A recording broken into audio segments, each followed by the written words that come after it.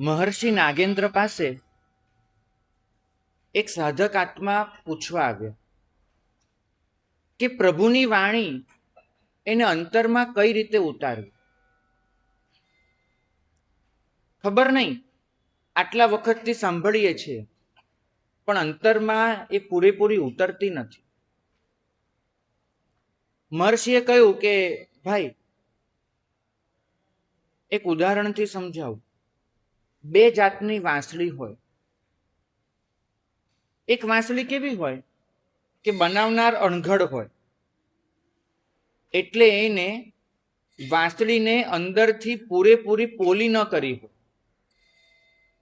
અંદર કચરો રહી ગયો હોય, અંદર પોલિશ ન કર્યું હોય તો થોડું ઉબડ-ખાબડ રહી ગયું હોય. હવે એ વાંસળીમાં જ્યારે ફૂંક મારીએ ને ત્યારે સંગીત ન પ્રગટે. શું પ્રગટે? કોલાહલ, ઘોંઘાટ, અવાજ આવે. એમાં એક જે સંગીત આવવું જોઈએ મધુર, એ ન આવે. પણ બીજી વાંસળી એવી હોય કે જેને અંદરથી એકદમ પોલિશ કરેલી હોય, બિલકુલ ખાલી હોય, અંદર કોઈ જ કચરો ન હોય, અને એમાંથી જો ફૂંકને પસાર કરવામાં આવે તો ઘોંઘાટ ન થાય, સંગીત આવે, એક મધુર. તો કે ભાઈ એવું જ છે આ આપણું. પરમાત્માનો ધ્વનિ, પરમાત્માનો અવાજ એ તો બધા માટે સરખો. પરમાત્મા ફૂંક તો બધાને મારે છે, પણ કેટલાક જીવો અંદરથી એવા ભરેલા હોય છે કે પરમાત્માનો ધ્વનિ પણ ત્યાં આગળ ઘોંઘાટ અને કોલાહલ બની જાય છે. પણ કેટલાક જીવો અંદરથી એવા પોલા અને ખાલી હોય છે કે ફૂંક પસાર થાય તો સંગીત જન્મે છે. તો પરમાત્માની દેશના ધ્વનિ બધા માટે સરખું, પણ ભરેલા માણસ માટે એ અવાજ બની જશે અને ખાલી માણસ માટે એ સંગીત બની જશે. આધ્યાત્મિકતા બીજું કશું જ નથી, ખાલી થવાની ઘટના છે. આધ્યાત્મિકતા એટલે જગતને છોડી દેવું એવો અર્થ નથી થતો કે તમે જગતને છોડી દો, એવો અર્થ નથી થતો. પણ તમારી અંદર જગત માટેનું જે બંધન છે, જે મમત્વ છે, બસ એનાથી તમે છૂટી જાઓ. જગત તો એની જગ્યાએ જ રહેવાનું છે, તમારે નીકળી જવાનું છે. પરમાત્મા માટે જ્યારે દીક્ષાનું વર્ણન થયું એમાં લખાયું કે પરમાત્માએ ન તો ક્ષત્રિય કુંડ છોડ્યું, ન તો પરમાત્માએ કશું બીજું છોડ્યું, કેમ કે એ બધું તો ત્યાંનું ત્યાં જ હતું. પરમાત્મા ચાલી નીકળ્યા છે, પેલું તો ત્યાં જ છે. બસ એ જ રીતે તમે જગતને છોડી શકવાના નથી, કેમ કે જગતની વચ્ચે જ તમારે રહેવાનું છે. એક સિદ્ધ ભગવંત પણ જગતમાં જ છે, 14 રાજલોકની બહાર તો એ પણ નથી જઈ શકતા. તો તમે અલોકમાં તો જઈ જ નથી શકવાના. જગત એટલે લોક અને એમાં જ રહેવાનું છે. પણ અંદરથી જગત છૂટી જાય એનું નામ આધ્યાત્મિકતા છે. ભાગ્યશાળી શરૂઆત તો એ જ રીતે થઈ શકશે કે તમે બધી જ જગ્યાએ જે જીવન ધબકી રહ્યું છે એ ધબકતા જીવનને ઓળખી લો.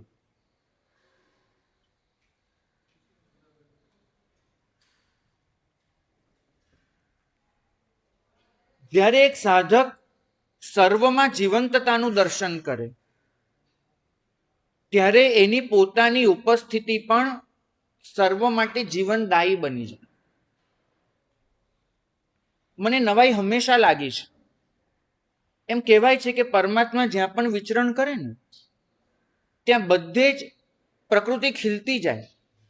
ઝરણા સુકાઈ ગયા હોય તો વહેતા થઈ જાય, જમીન કોરી ધાકર હોય તો ફળદ્રુપ બની જાય, વૃક્ષો ફળથી લચી પડે, 6 ઋતુના ફૂલના છોડ ખીલી ઉઠે, આખી સૃષ્ટિ પ્રસન્ન થઈ જાય, પંખીઓ ચહેકવા માંડે, હરણો કૂદકા મારવા માંડે, બધા આનંદ કરે. કેમ? કેમ?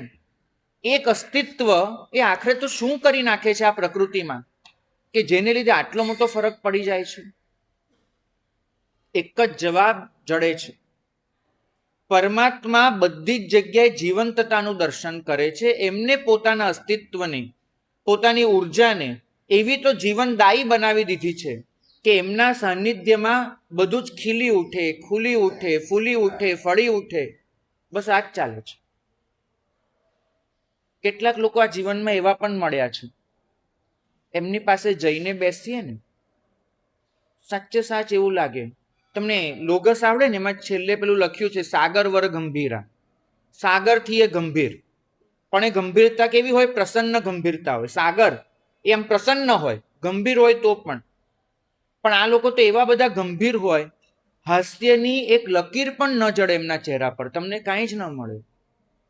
અમારા વડીલો અમને કે આવા લોકો માટે આપણે કયું વિશેષણ વાપરી શકીએ? તો કે ઘુવડ વર ગંભીરા. ઘુવડ કરતા, કેમ કે તમે ઘુવડને કોઈ દિવસ હસતું ન જુઓ. કોઈ દિવસ જોયું છે ઘુવડને? હવે તો અહીંયા શહેરમાં તો ન મળે, પણ અમે વિચરણ કરીએ, અમને મળે. ક્યારે હસે નહીં, ક્યારે ચહેકે નહીં. તો અમુકના ચહેરા જેવા હોય, હસવાનું ભૂલી જ ગયા હોય. ગંભીરતા પ્રસન્ન હોવી જોઈએ. ઉપાશ્રયની શાંતિ કેવી હોય? મહાપુરુષોએ લખ્યું છે કે શાંતિ તો સ્મશાનમાંય હોય ને શાંતિ ઉપાશ્રયમાંય હોય, પણ બંને શાંતિમાં ફરક હોય. એક શાંતિ બેબાકડી હોય, એક શાંતિ એ પ્રસન્નતાથી લહેરાતી શાંતિ.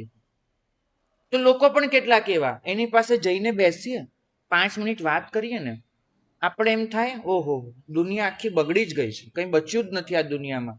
ફરિયાદ, નકારાત્મકતા, આગ્રહ, આ બધાના લીધે આપણે અંદરથી છલકાઈ જઈએ. એમની ઉર્જા જેટલી નેગેટિવ હોય કે તમને નકારાત્મકતા સિવાય કંઈ જ ન આપે.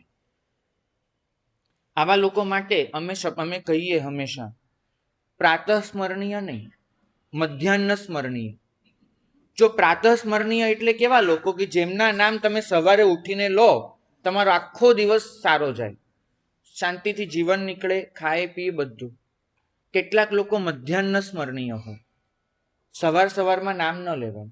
એ લોકોને શાંતિથી આપણી સવાર પૂરી થઈ જાય, બપોરે ખાઈ પી આખો દિવસ નિરાંતે વિતાવી, પછી એમના નામ લેવા તો લેવાય. પણ કોઈને એમ ન કહેવાય તારું નામ લેવા જેવું નથી, તો શું કહેવાનું?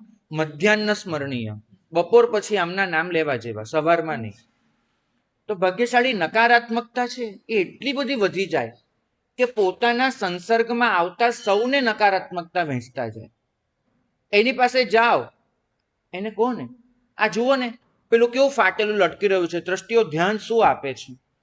આ દેરાસરમાં જુઓ ને, આ બધા સ્નાત્ર ભણાવ્યા, ત્રીગડું એમને મૂકીને જતા રહ્યા, શું કરે છે? અહીંયા આવશે, 15 ભૂલો કાઢશે, અને છેલ્લે તમને એટલું નક્કી કરાવીને જશે કે આખરે બહુ બધું બગડી ચૂક્યું છે. તમે દુનિયાની વાત લાવો, આ જુઓ ને કેવા યુદ્ધો ચાલી રહ્યા છે, અમતા ગભરાવે. 2027માં આવું થવાનું છે, અને 2030માં આવો પ્રલય આવવાનો છે, આમ પાણી ફરી વળવાનું છે. અમથોય માણસ બિચારો ડરેલો છે, એને કંઈ નામ નથી, અને એમાં આવી વાતો કરી અને ઓર નબળો પાડે. તો નકારાત્મકતા એક એવું દૂષણ છે, નિંદા એક એવી વસ્તુ છે કે જે ફેલાતી જ જાય. સારું કશું જ ન મળે એમાંથી, પણ તમારી પાસે હોય તે પણ ડાઉન થઈ જાય. તો અમે આવા લોકોથી બચવાનો ભરપૂર પ્રયત્ન કરીએ. બહુ સરસ શીખી લીધું છે. અમારી પાસે પણ કેટલાક લોકો આવે, અને સામાન્ય રીતે કોઈક વખત એમને એવું જોયેલું હોય કે એક મહાત્મા આગળ બીજા મહાત્માનું કંઈક વાટીએ ને બોલીએ તો મહાત્મા રાજી થતા હોય છે, કંઈક સંવાદની શરૂઆત. એટલે અમારી પાસે પણ આવે, સાહેબ હું ત્યાં ગયો હતો અને મહાત્મા આવું વર્તન કરતા હતા, સાહેબ એવું કરાય? શાસન આમ કેમ ચાલશે? અમને એટલી લાય લાગે છે ને આ બધું જોઈને. ક્યાં સંવેગી મહાપુરુષો, અને પછી અમને કે ક્યાં નૈમિસુરી દાદા, ક્યાં ઉદયસુરી મહારાજ, અને સાહેબ આ કેવું થઈ ગયું. અને ખાસ કરીને એવા લોકો તપાસ કરીને આવે કે તમને કોની સાથે નથી બનતું, એટલે એ પછી આપણા મોઢે ચાલુ કરે. આ લોકોનો એક જ રસ હોય, ઉથલી રસ, નિંદા રસ. મેં એક બહુ સરસ વસ્તુ શીખી લીધી છે. હું મારી બાજુમાં હંમેશા એક ચોપડી રાખું છું જેમાં પરમાત્માના વચન લખેલા હોય છે. એટલે હું આવી કોઈ પણ વ્યક્તિ મારી પાસે આવે ને આવું ચાલુ કરે એટલે એને પેલી ચોપડી પકડાવું કે ભાઈ જુઓ ને, અમારે થોડાક વચનો કરવાના છે, લખવા જરૂરી છે, આ કાગળ અને પેન છે, આમાંથી ઉતારો મને કરી આપશો? આ ચોપડીમાંથી જોઈને જ લખવાનું છે, તમે મને લખી આપશો એટલા વચન? નક્કી માનજો એ વ્યક્તિ બીજી વાર મારી પાસે નહીં જ આવે. એમને ખબર છે, જેમ કે હું મારી વાત કરું તો અમે લોકો બહુ ઓછો અનુષ્ઠાનમાં નથી માનતા. અમારો જ્ઞાન માર્ગ છે, ભણવું ભણાવવું એ અમારો માર્ગ છે. પણ એનો મતલબ એવો નથી કે અમે એના વિરોધી છીએ, પણ અમે નથી માનતા, એમાં નથી કરતા. સામાન્ય રીતે હું આવા કોઈ પણ પ્રસંગમાં હાજરી પણ નથી આપતો. મારે એ રસ્તો નથી. સાહેબ, 5 કરોડ રૂપિયા આમ જ બગાડી નાખ્યા. સાહેબ, એના બદલે શાસનના કેટલાય કામ થાય. હું સાધારણ ખાતાનો પક્ષધર છું, બરાબર. મને સંઘોને બચાવવા ગમે. એટલે હું હંમેશા જ્યાં પણ જાઉં સાધારણ ખાતાની વાત કરું કે સંઘને બચાવો, શાસનની સંસ્થાઓની વાત કરું. સાહેબ, આ જ 5 કરોડ રૂપિયા શાસન માટે વાપર્યા હોય તો કેટલું સારું થાય. નક્કી. એવી વખતે હું એક જ વાત કરું, ભાઈ તારા ખિસ્સામાં તો 5,000 છે ને, એનાથી શરૂઆત કરીએ. ચલ, ત્યાંથી શરૂઆત તો થાય. નહીં જ આવે બીજી વાર મારી પાસે. તો આપણે શીખી લેવાનું. નકારાત્મકતા એવી વસ્તુ છે, એક ટીપું પણ લીંબુનો રસ દૂધમાં પડ્યો ને, દૂધ ફાડી નાખે. મારા મનની પ્રસન્નતા, મારી હકારાત્મકતા, એને હું એક ટીપું પણ અડકવા કેમ દઉં? મારે નથી અડકવા દેવું. અને મેં પોતે મારા માટે કેટલાક નિયમો કર્યા આ બાબતમાં, કે મારી પાસે કોઈ વ્યક્તિ આવે છે તો હું શું આપીશ એને. કેમ કે મને ખબર છે આજના જમાનામાં નવરાશ ઘટતી જાય છે. જિંદગી એટલી ભાગદોડવાળી બની, અને પ્લસ જિંદગીમાં એટલા મોજશોખના સાધન આવી ગયા કે બધાથી બચીને જ્યારે માણસ આ ઉપાશ્રયનું પગથિયું ચડે છે ને, ત્યારે મારી પાસે એવું કશુંક હોવું જોઈએ કે હું એને આપી શકું. આવ્યા, કેમ છો, શાતામાં હાય હલ્લો, એનાથી પૂરું નથી થતું હોતું. તો મેં મારા અસ્તિત્વને એવું બનાવવાનો પ્રયત્ન કર્યો છે જે દિવસે મેં પાતંજલ સૂત્રનો સ્વાધ્યાય કર્યો. એમાં લખ્યું છે કે યોગીની પહેચાન શું. એક યોગી કોને કહેવાય? તો કે એમનામાં જે સદ્ગુણ છે એ સદ્ગુણ પોતાની ઓરામાં આવેલા દરેક જણને જો આપી શકે તો સમજવાનું કે એમને એ ગુણ સિદ્ધ થયો. સિદ્ધિનો અર્થ જ છે પરસંક્રાંતિ. હું મારા સાનિધ્યમાં આવનાર બધા જીવોને પમાડી શકું તો સમજવાનું કે મારામાં એ સદ્ગુણ આવ્યો. યોગીઓના સાનિધ્યમાં આપણે જાણીએ છીએ કે સિંહ અને વાઘ પણ પોતાના વેર ભૂલી જાય. કેમ ભૂલી જાય? ઓરા. એમના સ્પંદન એવા છે કે જેમાં સહજ રીતે જ એ બધું વિસરાઈ જાય. તો મેં વિચાર કર્યો કે મારી ઓરા હું કેવી બનાવવાનો પ્રયત્ન કરું. હું શું કરીશ? કંઈક તો મારામાં હોવું જોઈએ. મારા સાનિધ્યમાં આવે સિંહ અને અહિંસા પાળે એવું તો બનવાનું નથી. એટલું તો આપણું અસ્તિત્વ નથી પહોંચ્યું. હું શું કરી શકું? તો મેં મારા માટે 5 નિયમ બનાવ્યા કે હું મારા સાનિધ્યમાં આવનાર દરેક જીવને આ 5માંથી ઓછામાં ઓછી એક વસ્તુ આપવાનો પ્રયત્ન કરીશ. તો હું પહેલું એ વિચારું છું કે મારી પાસે આવનાર ભાગ્યશાળી એનું મન હું શાંત કરી શકું છું. અને શાંત કરવા માટે શું જોઈએ? પહેલા મારે મારું અસ્તિત્વ શાંત કરવું પડે. જો હું જ અશાંત હોઉં તો પછી હું કોઈને શાંતિ આપી શકું નહીં. હું એક પ્રોજેક્ટ લઈને બેઠો હોઉં અને મારા મનમાં સતત એ જ ચાલતું હોય, આટલા આમ આટલા આમ, તો પછી તમે આવો ને એટલે મારા મનમાં એક જ ગળમથલ રહેવાની કે આની પાસેથી આને કયો લાભ અપાયો છે અને કયા કેટલા લેવા એવા છે. હું જ અશાંત છું. મારા મનમાં એ જ ચાલે છે કે આ ખોટા, આ આમ, આ આમ. હું તમને અશાંતિ જ આપવાનો છું. અમારા ગુરુ ભગવંત કહે, એક શ્રાવકની અતૃપ્તિ એના પરિવારને નુકસાન પહોંચાડે. એક શ્રાવક અતૃપ્ત હોય એના પરિવારને નુકસાન આપે. કેમ કે શ્રાવક અતૃપ્ત હોય, આખો દિવસ કમાવું ભટક્યા કરે, ન તો પરિવારને સમય આપે, ન બાળકોને ધ્યાન આપે, બધું જાય. શ્રાવકની અતૃપ્તિ પરિવારને બગાડે, સાધુની અતૃપ્તિ સંઘને ખાડામાં નાખે. સાધુ અતૃપ્ત હશે એ જ જોશે મારા ભક્તો, મારા શિષ્યો, મારો પરિવાર, મારો પૈસો. એની અતૃપ્તિ સમાજને અતૃપ્ત બનાવશે, ઝઘડામાં નાખશે. ભાગ્યશાળી હું શાંત હોઈશ તો મારા સાનિધ્યમાં આવેલા સૌને શાંતિ આપી શકીશ. ગૌતમ સ્વામી જેવી લબ્ધિ મારી પાસે નથી કે જે મારી પાસે ન હોય બીજાને આપી શકું. એમનામાં એવું હતું, કેવળ જ્ઞાન નહોતું તો એ બીજાને આપી શકતા હતા. આપણે એવા નથી. તો પહેલા મારે શાંત થવું પડે. તો મારો પહેલો નિયમ કે મારી પાસે આવનાર વ્યક્તિ એને હું શાંતિ આપી શકું છું. બીજું, મારી પાસે આવનાર વ્યક્તિ ભલે ગમે તેટલી નિરાશ થઈને આવી હોય, હું એને નવી આશા જન્માવી શકું છું. મારામાં એ ઉત્સાહ છે, ઉમંગ છે, ઉલ્લાસ છે. તમે આવો મારી પાસે અને હું આમ કરીને બેઠો હોઉં તો તમે શું લઈને જવાના? સાધુ પાસે તો એક મધુર સ્મિત હંમેશા હાજર જ હોય. કોઈ પણ આવે એના દુઃખને દૂર કરવાની તાકાત એ રાખતો હોય. બની શકે તમે 2 કરોડની ખોટ કરીને આવ્યા હો, મારી પાસે કોઈ જાદુઈ છડી નથી આમ ફેરવું 2 કરોડ આવી જાય, નહીં. હું તમારું એ દુઃખ દૂર ન કરી શકું, પણ એટલું તો ચોક્કસ કરી શકું ને કે તમારા માથે એક આશીર્વાદ ભર્યો હાથ મૂકી શકું, તમારી પીઠ પર એક વાલસોયો ધબ્બો મારી શકું, તમને એક મધુર સ્મિત આપી શકું, તમને એમ કહી શકું કે ભાઈ ચિંતા ન કરતા, દેવગુરુની કૃપાથી બધું સારું થઈ જશે. તમને એક હોશ આપી શકું, સધિયારો આપી શકું. એટલું તો હું કરી શકું ને. આખરે માણસ આવે છે શેના માટે અમારી પાસે?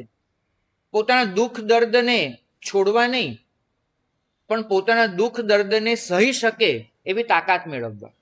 એમને પણ ખબર હોય છે કે મારા સાહેબ કે એમને બધામાંથી બહાર નથી કાઢી નાખવાના, પણ એમને એ પણ ખબર હોય છે કે મારા સાહેબ એવું કશુંક આપશે કે જે હિંમતને લીધે અમે બહાર નીકળી જઈશું. તો એટલું મારામાં હોવું જોઈએ. 3, આવનાર વ્યક્તિ એને એની જિંદગીમાં નવો ઉત્સાહ આપી શકું છું, એને ધબકતો કરી શકું છું, ચૈતન્યથી પ્રજ્વલિત કરી શકું છું. અમારું તો એક જ કામ છે, રડિયા ખડિયાને ઊભા કરો, જે પડી રહ્યા છે એમને બેઠા કરો, જે બેસી રહ્યા છે એમને ચાલતા કરો, જે ચાલી રહ્યા છે એને ઓર દોડતા કરો, અને જે દોડી રહ્યા છે એમને માર્ગ બરાબર દેખાડી દો કે કઈ બાજુ દોડવાનું. તો સાધુ તો શું આપશે પોતાના સાનિધ્યમાં આવે સૌને? ઉત્સાહ આપશે, ઉમંગ આપશે, ઉલ્લાસ આપશે, આનંદ આપશે. ઉપાશ્રયની અંદર પ્રસન્નતાની લહેરખી હોવી જોઈએ. તમે ઉદ્યાન પાસે જાઓ, કોઈ બગીચા પાસે જાઓ ને, તમે જુઓ, તમે હજુ બગીચામાં પહોંચ્યા પણ ન હો અને તમને 3 વસ્તુ અનુભવવાની શરૂ થઈ જાય. 1, પંખીઓનો મીઠો કલરવ સંભળાવવાનો શરૂ થઈ જાય. તમે બગીચાથી કેટલાય દૂર હો અને તમને કલરવ સંભળાય, પંખીઓનો મીઠો મીઠો અવાજ સંભળાય.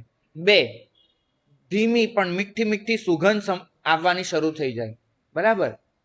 અને 3, ઠંડક લાગવા માંડે કે ભાઈ આપણે નજીક ગયા. તો બગીચાના અસ્તિત્વના 3 પ્રમાણ. તમને કોઈ પૂછે કે તમે આ દિશામાં જ બગીચો છે એની ખાતરી શું? આ દિવાલની પાછળ બગીચો છે એની ખાતરી શું? તો તમે શું કહેશો? ખાતરી એ પંખીઓનો કલરવ, નાકને અનુભવાતી સુગંધ અને શરીરને અડકતો ઠંડો પવન. આ 3.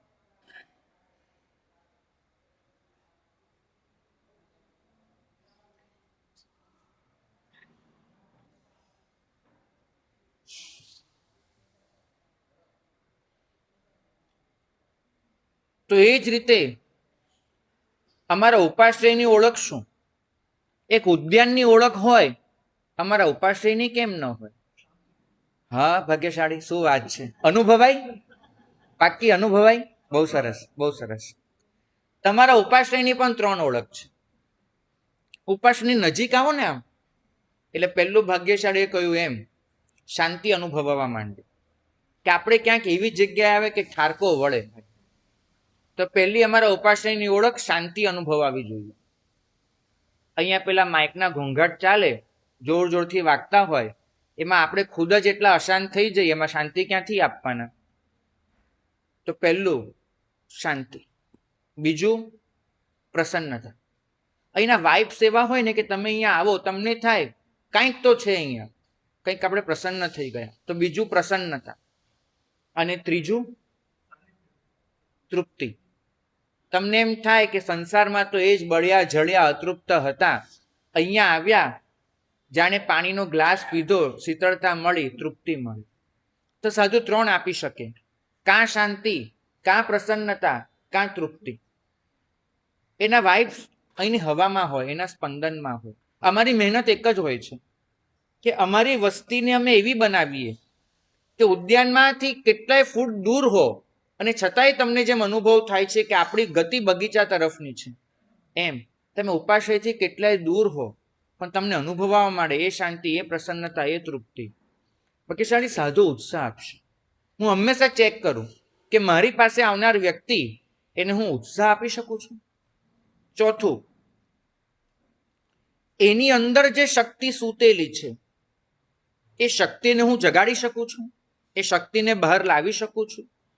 સાધુ તમને એમ ન કે એ દુર્ગતિમાં જવાનું છે, નરક થશે, નરક તારી. સાધુ ક્યારે આવું ન કે.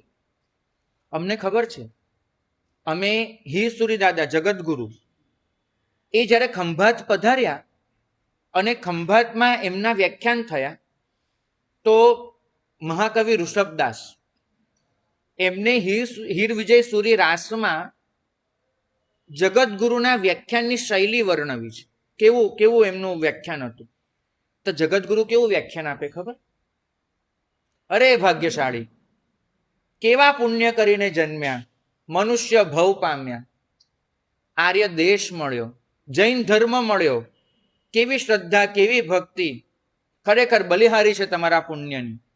ભાગ્યશાળી, એમાં હવે થોડાક વ્રત ઉમેરી દો ને. આટલું મળ્યું છે, આટલા પુણ્ય છે, એમાં થોડાક વ્રત ઉમેરી દેશો, ખરેખર ખરેખર તમારો ભવ નિસ્તાર થઈ જશે. આ જગતગુરુની શૈલી. અને એક આજના પ્રવચનકારોની શૈલી, ડફોડ, આટલું આટલું મળ્યું, કશું જ કરવું નથી, ભટકી જવાના છો, નરકે જશો. તમને સાચું કહો, કયું વ્યાખ્યાન ગમે તમને લોકોને? સાધુ તરીકે તમારી પાસે કઈ અપેક્ષા હોય? હમણાં એક જગ્યાએ એક શ્રાવકના ઘરે એક મહાત્માનું પ્રવચન ટીવી પર ચાલતું હતું. બહારથી એક અજૈનભાઈ આવ્યા, ચંપલ ઉતારતા હતા, ત્યાં બારીમાંથી એમને પેલું પ્રવચન દેખાય, અવાજ ન સંભળાય પણ સ્ક્રીન પર દેખાય કે અંદર પ્રવચન ચાલી રહ્યું છે. એ પેલા અજૈનભાઈ અંદર આવ્યા એટલે પેલા શ્રાવકે વાત કરવાની હતી તો પ્રવચન ઓફ કરી દીધું. પેલા અજૈનભાઈએ કહ્યું કે આ તમારા મહારાજ હતા? તો કે હા. તો કે મેં ક્યારેક મૌલવીને સાંભળ્યા હતા, એ પણ આવી રીતે ચિલ્લાઈને હાથ ઊંચા નીચા કરીને જ બોલતા હોય. તો કે તમારા મહારાજ પણ શાંતિને બદલે એવી રીતે જ બોલતા હોય છે. મને તે દિવસે બહુ પ્રશ્ન થયો કે એક સાધુ પ્રવચન કરે અને એક ઇમામ મૌલવી લોકોને ભડકાવે, બે વચ્ચે કોઈ ફરક તો રાખવો પડશે ને આપણે. સાધુનું વાત્સલ્ય હોય છે, ઇમામની ઉશ્કેરણી હોય છે, બે વચ્ચે ફરક રાખવો જ પડશે આપણે. સાધુ નવો ઉત્સાહ આપશે, અંદરની શક્તિને બહાર લાવવાનો પ્રયત્ન કરશે. અને 5, વ્યક્તિની અંદર મારે બદલાવવું છે એવી ઈચ્છા હું જગાડી શકું છું.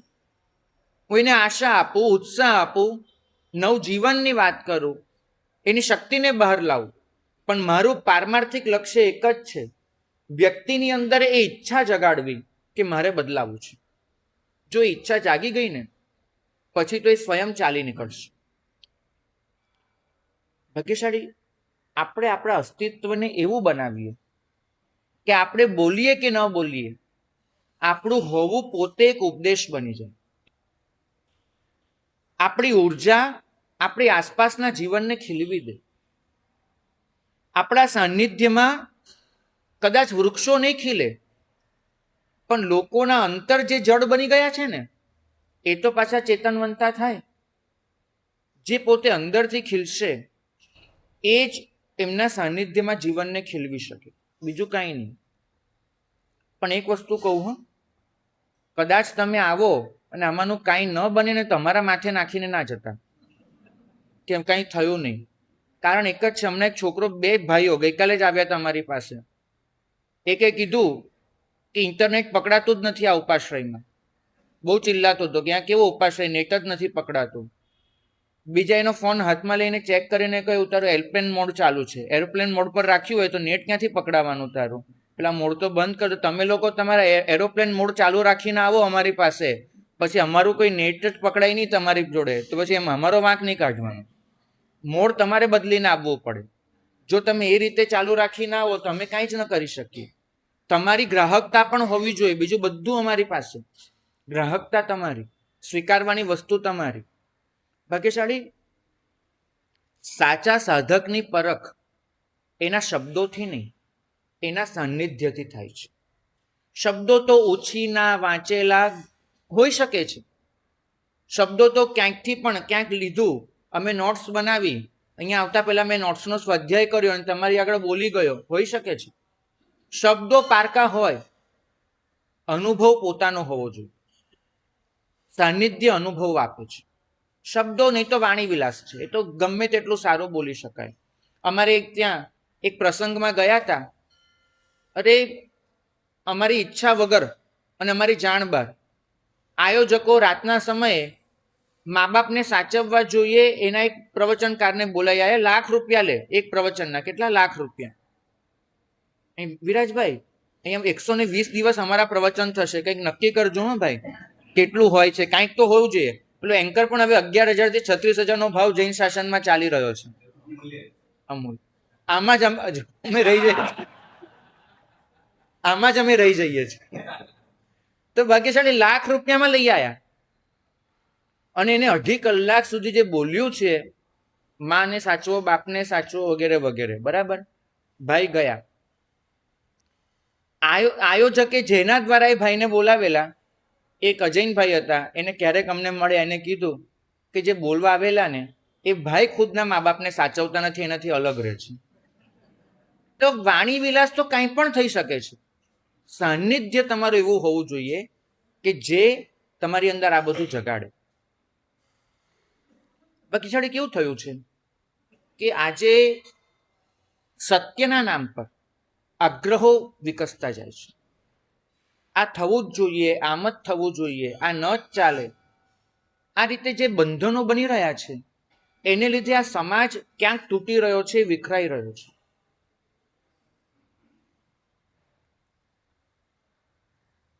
અમે એક જ વસ્તુ સમજીએ.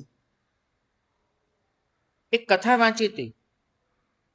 એક ગુરુના 3 ચેલા અને ત્રણેયને લઈ અને એક દિવસ એ ગુરુ ચાંદની રાતમાં બહાર નીકળ્યા. હવે એક ચેલાના હાથમાં છે ને પાણી ભરેલો લોટો હતો. ગુરુએ કહ્યું હતું કે જેને જ્યાં જવું હોય જઈ શકે છે. વિરાજભાઈ, સૂચના આપો ને.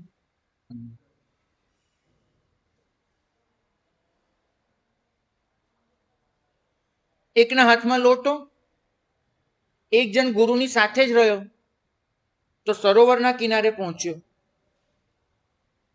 અને એક જણ એ વહેતી નદી પાસે ગયો. હવે પૂનમની રાત હતી, ચંદ્ર ખીલેલો હતો, તો ચંદ્રના પ્રતિબિંબ એ તો ત્રણેય જગ્યાએ પડવાના. નદીમાં પણ ચંદ્રનું પ્રતિબિંબ ઝીલાય, સરોવરમાં પણ ઝીલાય અને પેલું જે લોટો હતો પાણીનો એમાં પણ ઝીલાય. પણ તમે મને કહો કે ત્રણેયમાંથી કોનું પ્રતિબિંબ સૌથી સારું હોય?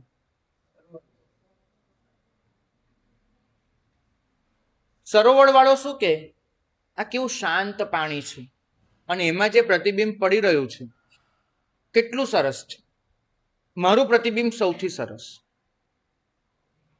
હવે જે નદી વાળો હતો એને કહ્યું કે એ જે વહેતા પાણીમાં ચંદ્રને જોવો, એનું પ્રતિબિંબ એક તરંગો વાળું હોય એ જોવું, એ કેવો આનંદ આપે, મારું પ્રતિબિંબ સૌથી સરસ છે. અને જેની પાસે લોટો હતો એને કહ્યું કે ભાઈ તમારા બંને તો પ્રતિબિંબને દૂર દૂર જોવાના છે, મારે તો હૃદય પાસે ચંદ્રનું પ્રતિબિંબ પડી રહ્યું છે, મારું પ્રતિબિંબ સૌથી સારું કહેવાય. હવે ફરી વાર પૂછું છું, ત્રણેયમાંથી કોનું પ્રતિબિંબ સૌથી સારું કહેવાય? સરોવર, લોટો? તમારો જવાબ કેમ બદલાઈ જાય છે ભાઈ, મને સમજાવ. ભાગ્યશાળી એટલું જ છે, નાના પાત્રમાં નાનું પ્રતિબિંબ પડે, મોટામાં મોટું પડે. ક્યાંક તરંગવાળું પ્રતિબિંબ, ક્યાંક મલિન પાણીમાં પડતું પ્રતિબિંબ, ક્યાંક શાંત સરોવરમાં પડતું પ્રતિબિંબ. પ્રતિબિંબો બદલાતા જાય, બદલાતા જાય. ચંદ્ર બદલાય, એ તો એનો એ જ. ત્રણેય ચેલાને ગુરુએ કહ્યું ઉપર જુઓ. તમારે આ નથી જોવાનું, તમારે શેને પકડવાનું છે? ઉપર. પ્રતિબિંબ તો માત્ર એટલા માટે જ હોય છે કે આકાશમાં ચંદ્ર હાજર છે એની ખાતરી કરી શકીએ. પણ જોવાનું શેની સામે હોય છે? ચંદ્રની સામે. પ્રતિબિંબને પકડીને બેસી ન રહેવાય. પ્રતિબિંબની સરખામણી કરી અને કોનું સારું એ ઝઘડવા ન બેસાય. પ્રતિબિંબ સૌથી સારું છે એનું અભિમાન કરવા ન જવાય. બરાબર લાગે છે મારી વાત? એ ગુરુની વાત તમને પણ બરાબર લાગી? બરાબર. જોવાનું પ્રતિબિંબ કે જોવાનો ચંદ્ર? ચંદ્ર. પ્રતિબિંબની જરૂર કઈ? આકાશમાં ચંદ્ર છે એની ખાતરી કરવા પૂરતી. બાકી તમારે તો ચંદ્રને જ જોવાનું. અને ચંદ્ર ન હોય તો પ્રતિબિંબ બચે ખરું? નહીં. ભાગ્યશાળી. ચંદ્ર એક, પ્રતિબિંબ અનેક. બન્યું એવું. પરમાત્માએ તો એક જ સત્ય કહ્યું, એક જ સત્ય. અને એ સત્ય ચંદ્ર જેવું નિર્મળ, વિમલ હતું, શીતલ હતું, ધવલ હતું. પણ થયું એવું કે માણસે ગુરુએ એની બુદ્ધિમાં અલગ અલગ પ્રતિબિંબ ઝીલાયું. બિંબ એક જ હતું, પ્રતિબિંબ બધાની બુદ્ધિમાં અલગ અલગ પડ્યું. અને ઊંચું ડોકું કરવાનું ભૂલાઈ ગયું, ચંદ્ર સામે જોવાનું છૂટી ગયું. અને બધા પેલા પ્રતિબિંબના નામ પર કહેવા બેઠા કે મારી પાસે સત્ય છે ને બીજા બધા મિથ્યા છે. મારી આરાધના કરે એને સમ્યક્ત્વ છે અને બીજે બધે મિથ્યાત્વ છે. પ્રતિબિંબ કોનું સારું? માણસ હંમેશા જવાબ આપવા માંગે છે. ખરેખર તમારે શું કહેવાનું હતું? કે મારે સાહેબ પ્રતિબિંબની સરખામણી થોડી હોય, શેનું છે એને જોવાનું હોય કે નહીં. લોટાનું પ્રતિબિંબ સારું કે સરોવરનું પ્રતિબિંબ સારું એ પ્રશ્ન જ નથી. પ્રશ્ન એ છે કે પ્રતિબિંબની સરખામણી કરવાની જરૂર નથી. જરૂર તો ચંદ્રને જોવાની છે. ભાગ્યશાળી. ગુરુએ ભાષા અલગ હોઈ શકે છે. સત્યનું કથન અલગ અલગ રીતે થઈ શકે છે. શબ્દો જુદા હોઈ શકે, ભાષા જુદી હોઈ શકે, ઉપાસનાની પદ્ધતિઓ બદલાઈ શકે, પરંપરાઓ જુદી હોઈ શકે, રજૂઆત અલગ અલગ હોઈ શકે. સત્ય એક છે, એ તમારે ક્યારેય ભૂલવાનું નથી. સરખામણી કરશો તો ડૂબી જવાના છો. તમારે તો એ પ્રતિબિંબના આધારે માત્ર એટલી ખાતરી કરવાની છે કે જો ગુરુ પાસે આ પ્રતિબિંબ ઝીલાયું છે તો પરમ તત્વ દેવાધિદેવ ત્યાં સત્યનો ચંદ્ર છે. મોટી ભૂલ એ થાય છે કે માણસ ચંદ્રને જોવાનું છોડી દે અને પોતાના પ્રતિબિંબને જ સાચો ચંદ્ર માની લે. ભૂલ ત્યારે થાય છે. અને આવી ભૂલ જ્યારે થાય ત્યારે મમ સત્યમ તવ અસત્યમ આ ભાવના જન્મે છે. ચંદ્ર સૃષ્ટિ માટે એક હોય, પ્રતિબિંબ સૃષ્ટિ માટે એક હોઈ શકે નહીં. એ બધા માટે જુદું હોય. પ્રતિબિંબના પ્રકારો હોય, પ્રતિબિંબની સરખામણી હોય, પ્રતિબિંબમાં મારા તારાપણું હોય, ચંદ્રમાં નહીં હોય. ઓકે સારી. આ ભગવાનનું શાસન આપણને આ જ અનેકાંત શીખવાડે છે. મને કેટલીય નવાઈ લાગે કે જે પ્રભુએ આવી રીતે અનેકાંત આપ્યો અને સતત આપણને સમજાવ્યું કે સત્ય એક છે, અભિવ્યક્તિ બદલાતી રહે છે. સત્ય બદલાતું નથી, અભિવ્યક્તિ બદલાય છે. અને એ જ વસ્તુને આપણે અનેકાંતને પામ્યા પછી પણ અન્યના વિચારો માટેનો આદરભાવ ગુમાવી દીધો છે. સમાધિ ત્યારે જ મળે કે જ્યારે આપણે સૌના વિચારોનો આદર કરી શકીએ. એ સિવાય શક્ય જ નથી. તમને નવાઈ ન લાગે? મૌન રાખવાના અનેક પ્રકારો હોઈ શકે છે. મૌન કઈ રીતે રખાય? હમણાં અમે લોકો અહીંયા આવતા પહેલા બીજા શહેરમાં હતા, ત્યાં મારી પાસે બે અલગ અલગ ધ્યાન પરંપરા ધરાવતી વ્યક્તિઓ એ ભેગી થઈ ગઈ હતી. એકે વિપશ્યના કરેલી હતી અને બીજા રજનીશજીમાં જઈને આવેલા હતા. બંનેની ધ્યાન પદ્ધતિ આમ તમે જુઓ ને તો ઉત્તર ધ્રુવ દક્ષિણ ધ્રુવ જેવી છે, બંને જુદી છે. બંને જણ જોગાનું જોગ ભેગા થઈ ગયા હતા અને મારી સાથે મને એ વસ્તુ સમજાવવાનો બંને જણનો પ્રયત્ન હતો કે અમારી પદ્ધતિ સારી છે. વાત આગળ વધતા ત્યાં સુધી પહોંચી કે હું મૂંગો પ્રેક્ષક બની ગયો અને એ બંને જણ મારી જ સામે અડધો કલાક પેટ ભરીને ઝઘડ્યા. કે ધ્યાન કયું સાચું. તમે વિચાર કરો કે ધ્યાનના નામ પર બી ઝઘડા હોઈ શકે છે. આ તો કેવી વાત થઈ કે બે જણ એના માટે દલીલો કરે કે મૌન કઈ રીતે પાળવું જોઈએ. આ તો હદ થઈ ગઈ ને ભાઈ. મૌન કઈ રીતે પાળવું એની દલીલો હોય, ધ્યાન કયું સાચું એના વિવાદો હોય. અનેકાંત એટલું કોઈને રમૂજ ન થાય આપણને જોઈને કે આપણે અનેકાંતની વાત સિદ્ધ કરવા પણ પાછા ઝઘડા કરીએ. તે તો કેમ બનવાનું? તો સમાધિ એમાં છે કે તમે પ્રતિબિંબને જોવાનું છોડી અને સત્યને જોવાનું શીખો. એટલું નક્કી માનજો, આ એક જિનાલય છે ને, એ જિનાલયમાં પણ દાખલ થવાના દરવાજા કેટલા છે? 3, 5, 9. સરસ, ચલો હશે 3, 5, 9, 7, કોઈ પણ 7 દરવાજા છે. ગમ્યું. જિનાલયમાં દાખલ થવાના દરવાજા 7 છે, પણ પહોંચવાનું ક્યાં છે? કુંથુનાથ દાદા એક છે. દરવાજા 7, 9, 3, 5 કોઈ પણ હોઈ શકે, પહોંચવાનું એક જ જગ્યાએ હોય છે. એ જ રીતે અભિવ્યક્તિઓ અનેક હોય, ઉપાસના પદ્ધતિ અનેક હોય, પહોંચવાનું તો આખરે એક પરમ તત્વ પાસે હોય છે. તમને જેમાં વિશ્વાસ છે, તમને જેમાં શ્રદ્ધા છે, એ પદ્ધતિને અપનાવી લો, એ પદ્ધતિ સ્વીકારીને આગળ વધી જાઓ. પણ બીજા ખોટા છે, બીજા યોગ્ય નથી કરતા, એ વિચાર કરવાનું છોડી. એટલું નક્કી, ડિલેમામાં તમારે નથી રહેવાનું. તમને જે સાચું લાગે છે એ તમારે કરી જ લેવાનું છે.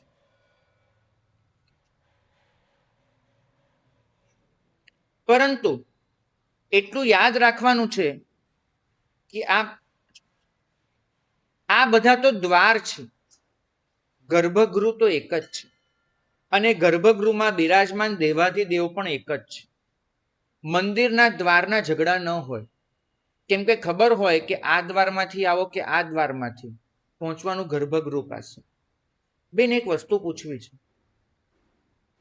એક જણ પરમાત્માની બરાબર સામેથી દાખલ થાય છે આ જિનાલયમાં, એક જણ આમથી દાખલ થાય છે.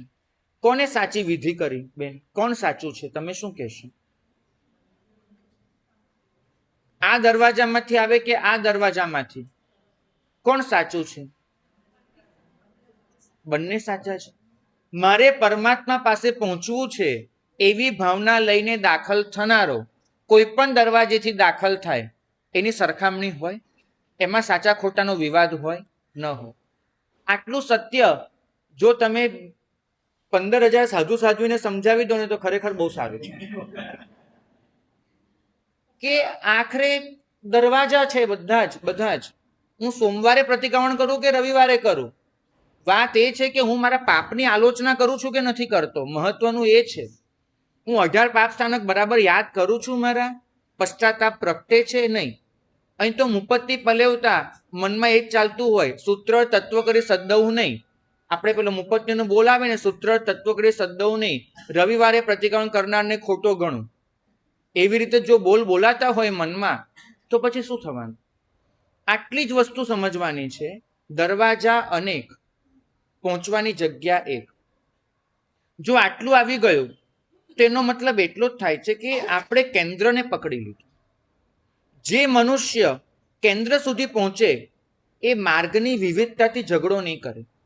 એ એટલું સમજશે, માટી એક હોય છે, માટીમાંથી બનનારા પાત્ર અનેક હોય છે, ફૂંક એક હોય છે, પણ એ જ ફૂંક શરણાઈમાં જાય, વાંસળીમાં જાય, સેક્સોફોનમાં જાય, અવાજ બદલાતા રહે છે.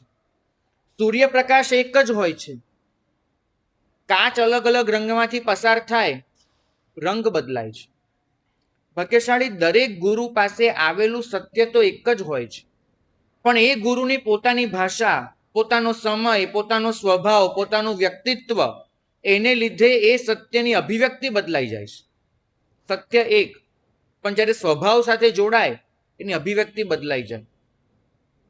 કોઈક ભગવંત છે એનામાં જ્ઞાન પ્રબળ હોય, કોઈ ભક્તિ માર્ગના આરાધકો હોય, કોઈ કરુણાવાળા હોય, કોઈ તપવાળા હોય, કોઈને મૌન જ ગમતું હોય, અને કોઈને દલીલો કરવામાં જ રસ હોય. દરેકનું પોતાનું એક અસ્તિત્વ હોય છે.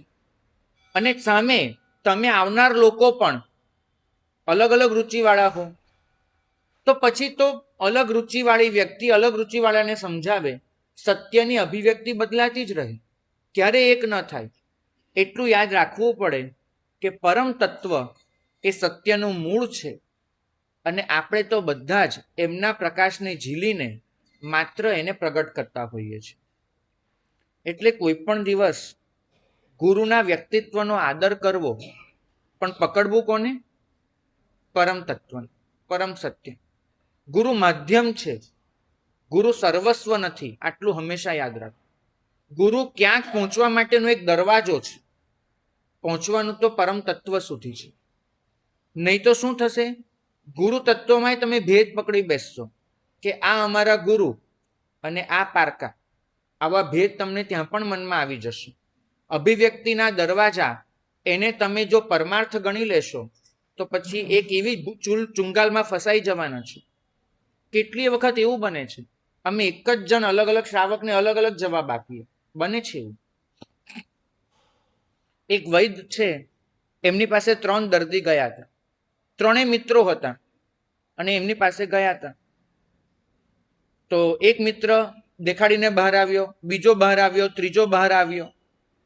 3 ઘરે જતા હતા, રસ્તામાં ચર્ચા કરી કે વૈદે કોને શું કહ્યું. એક મિત્રે કીધું કે વૈદે તો મને એમ કહ્યું, મને તાવ આવતો હતો અને મને કહ્યું કે તારે આરામ કરવાનો છે. બીજાએ કહ્યું કે આ તો ગજબ કહેવાય, મેં પૂછ્યું મને બી તાવ આવે છે. વૈદે મને કહ્યું કે તારે તો ચાલવાનું છે, રોજે સવારે 5 કિલોમીટર ચાલવા જા. ત્રીજાએ કહ્યું કે તમને બંને તો કંઈ અલગ જ કહ્યું. મેં પૂછ્યું તો મને વૈદે કહ્યું કે તારે કશું જ નથી કરવાનું, નથી આરામ કરવાનો, નથી ચાલવાનું. એમને તો મને એમ કહ્યું કે તું ઘરનું જે કામ કરે છે એ કામ કરવાનું ચાલુ રાખ.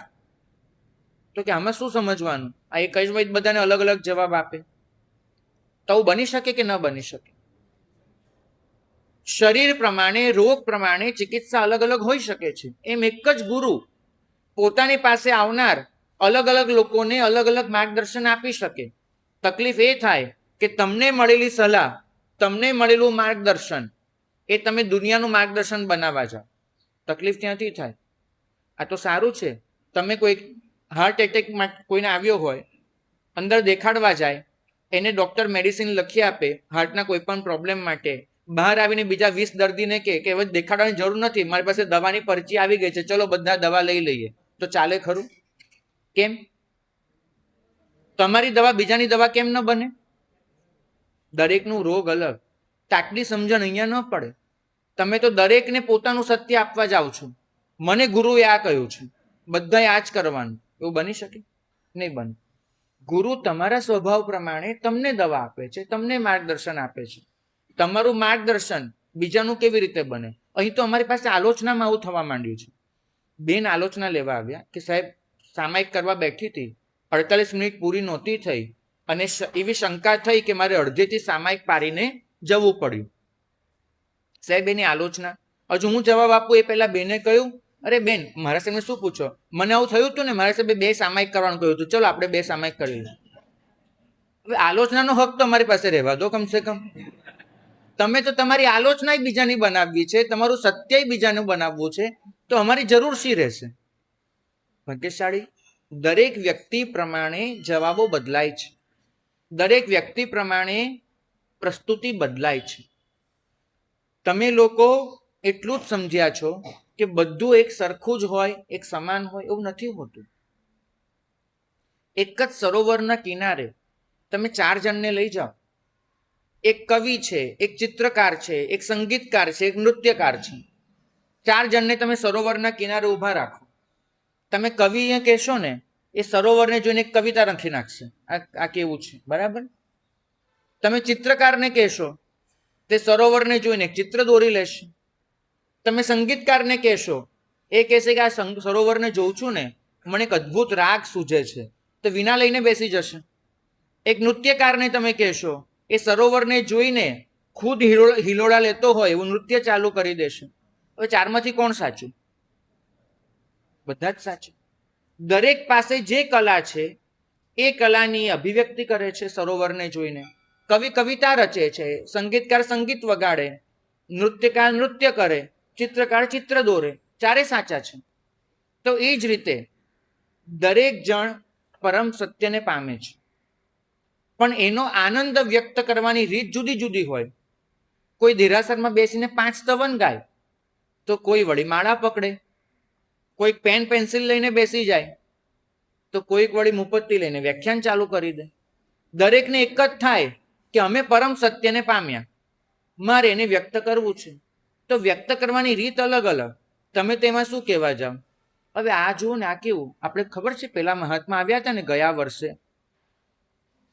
પૂરી 25 મિનિટ દેરાસરમાં ગુજારતા હતા. અને આ મહાત્મા તો જો આવ્યા ગયા, આવ્યા ગયા. શું કરે છે કે પરમ ભક્તિ તો હોય કે નહીં? ન હોય. તમે અમને કહેવા હો કે મારા સાહેબ આ કરાવો, અમે ના બી પાડીએ. દરેકની આનંદ વ્યક્ત કરવાની રીત જુદી હોય. કોઈક મહાત્માને આનંદ પૂજા પૂજન દ્વારા વ્યક્ત કરવો હોય, કોઈને વાંચના વ્યાખ્યાન દ્વારા કરવો હોય, કોઈને સંશોધન દ્વારા, કોઈને તપ દ્વારા, કોઈને જપ દ્વારા. તમે મહાત્મા પાસે જાઓ, જઈને શું કે? જપાત સિદ્ધિ, જપાત સિદ્ધિ, જપાત સિદ્ધિર ના સંશય. એ કહે છે જપ કરો તો જ તમારું કલ્યાણ છે, તો તમને જાપ પકડાવે. બીજા મહાત્મા પાસે જાઓ, એ તમને શું કે? ભાઈ અષ્ટપ્રકારી પૂજા તો કરવી જ જોઈએ. તમે કહો મહાત્મા માળા ગણું કે પૂજા કરું? કોઈ એક વાત કરો મારી આગળ. તમે ત્રીજા પાસે જાઓ, તમને એમ કે સ્વાધ્યાય તો કરવાનો જ હોય, પ્રભુની વાણી ન પામ્યા તો શું મતલબ? ચોથા પાસે જાઓ તો એમ કે 10 મિનિટ તો તમારે ધ્યાનમાં બેસવું જ પડે અને પોતાની અંતરની વૃત્તિઓને તપાસવી પડે. તો તમને એકચ્યુઅલી ખબર ન પડે કે માળા પકડું, ભક્તિ કરું, 10 મિનિટ મૌન થઈને બેસું કે ચોપડી પકડું, શું કરું? મારી પાસે કુલ 10 મિનિટ છે. તમારે એટલું જ સમજવાનું કે દરેક જણ પોતાનો આનંદ વ્યક્ત કરવાની રીત બતાડી રહ્યું છે. કવિ કહેશે કે કવિતા જેવું મધ્યમ નથી, ચિત્રકાર કહેશે કે ચિત્ર દ્વારા જે રંગો પથરાય ને એના જેવું બીજું કશું નથી, વીણા વગાડનારો એમ કહેશે કે વીણાના તાર શું, હૃદયના તાર રંજણી ઉઠે છે.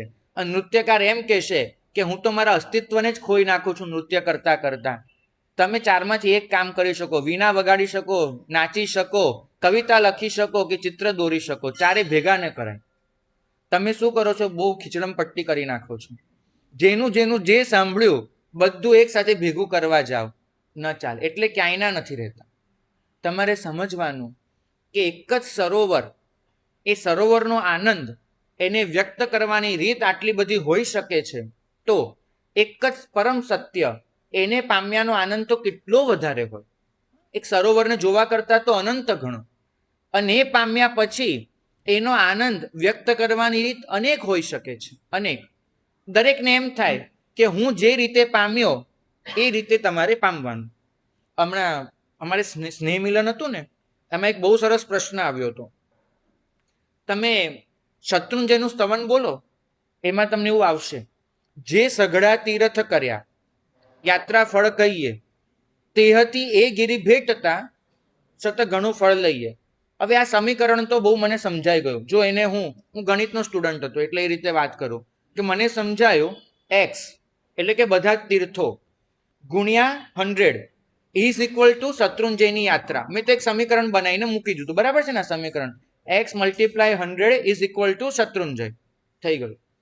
પણ હવે ગિરનારના સ્તવનમાં એવું લખ્યું છે કે બધા તીર્થોની યાત્રા કરો, એનું જેટલું ફળ મળે એનાથી વધારે ગિરનારનું છે.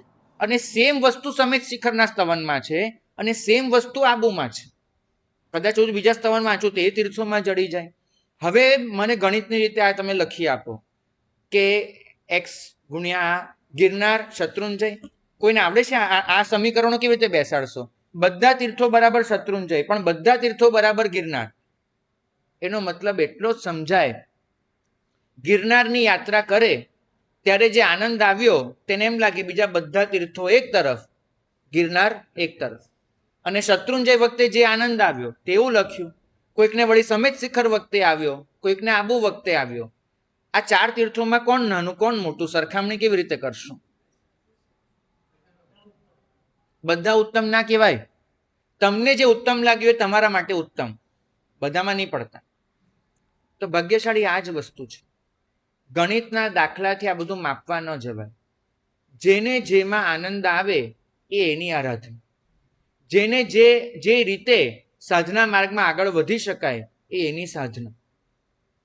થાય છે કેવું કે મને જે આવડ્યું ને મને જેમાં આનંદ આવ્યો હું બધાને પકડાવા જાઉં. તમે જોજો મહાત્માઓના ટાર્ગેટ હોય. કોઈક મહાત્મા માસક શમણવાળા, કોઈ સિદ્ધિ તપવાળા, કોઈ નૌકારવાળા મહાત્મા, તો કોઈક વળી અલગ અલગ, તો અલગ અલગ જાતનું હોય બધું. કોઈ કાંબીલવાળા હોય, કોઈ પૌષધવાળા હોય. જે મહાત્માએ જે વસ્તુ લીધી એ જઈને ત્યાં એ જ વાત કરે. એક મહાત્મા એમ કે આંબીલ વગર તો જીવન નીકળે જ નહીં. બીજા મહાત્મા એમ કે નૌકાર ન ગણે જૈન કેમ કહેવાય. ત્રીજા મહાત્મા આવીને એમ કે પૌષધ વીરતીનું પાલન તો કરવું જ જોઈએ. ચોથા મહાત્મા એમ કે ભાઈ જીવનમાં એકવાર મૃત્યુંજય તપ ન કરો તો કેમ ચાલે. ફરીથી તમને એમ થાય કે હું તપ કરું, પૌષધ કરું, આંબીલ કરું તો કરું શું. એમ સમજવાનું કે એ મહાત્માનો આ આનંદ છે. અમે આવો કોઈ એજન્ડા લેતા નથી. કેમ કે એટલું સમજે છે ઓલરેડી એટલા બધા એજન્ડાઓ છે કે અમારો કોઈ એજન્ડા સેટ જ નથી થતો. આમાં અમારો એક જ એજન્ડા છે કે તમને કોઈ પણ એજન્ડામાં ફિટ ન થવા દેવો.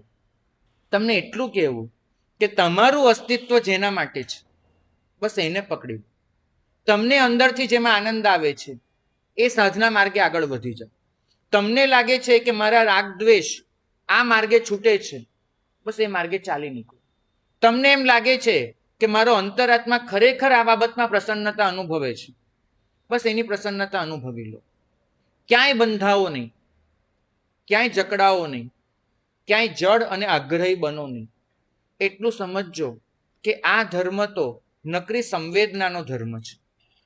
આ ધર્મ ફિટ થવાનો નથી, મુક્ત થવાનો ધર્મ છે. આ ધર્મ બાંધતો નથી, બંધનથી છોડાવનારો ધર્મ છે. તો તમારે હરેક આનંદને ચાખવાના છે, પરખવાના છે. ચાખવાનું બધું.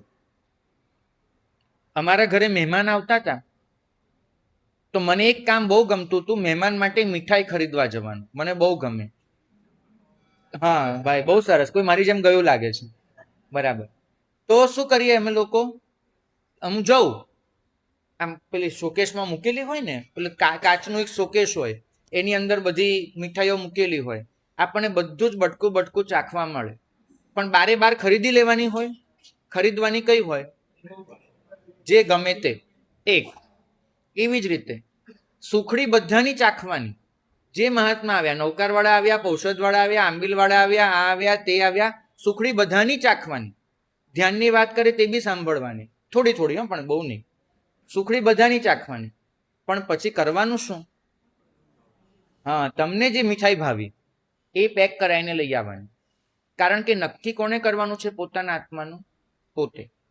આપણે એ જોવાનું છે કે મારો અંતરાત્મા કયા યોગમાં ઉત્સાહ અનુભવે છે, અને એ ઉત્સાહ જેમાં અનુભવે છે તે ઉત્સાહના માર્ગે ચાલી નીકળીએ અને પરમ સત્ય